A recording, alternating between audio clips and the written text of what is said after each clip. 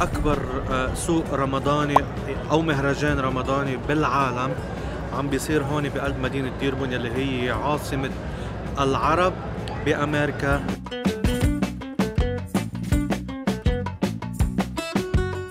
اليوم كان استثنائي، اليوم السبت ثاني أسبوع من شهر رمضان المبارك. احنا بمهرجان سحور فيستيفال بقلب مدينة ديربون، يعني الناس كانت على بعضها، الناس بعدها عم بتفل الساعة هلأ 2 وبعدها الناس عم بتفوت كمان من ميل الثاني. شيء خرافي، يعني يقدر بال20,000 وأكثر اللي حضروا اليوم. مثل ما شفتوا اللاين هلأ برا كان واصل على قبرص مثل ما بيقولوا.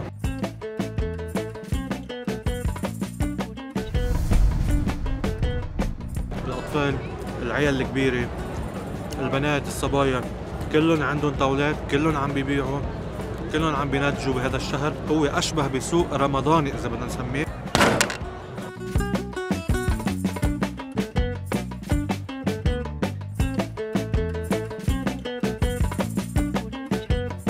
عم يجوا من كل المناطق بميشيغان، بل من أبعد عم يجوا كمان من ولايات تانية.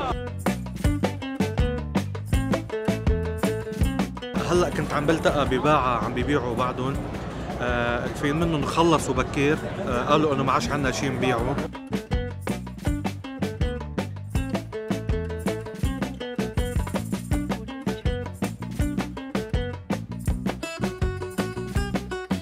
شفنا ناس عم تسترزق وشفنا ناس كتير مبسوطين. حج ايام، بحياة ولادك داخل شيلي هيك شيلي هيك احسن ما احملك هسه. تعالوا هون ليك تعال هون ليك اللاين لك.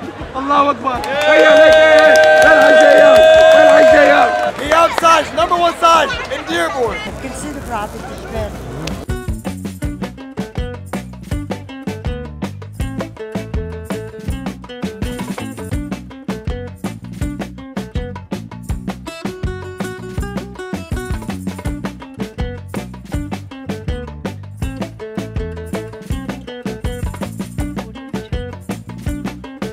مثل ما قلنا انه هذا المهرجان السحور هو اشبه بسوق رمضاني واسع عم بيجي عليه من كل انحاء امريكا، بالاضافه انه اكيد من كل انحاء ميشيغان.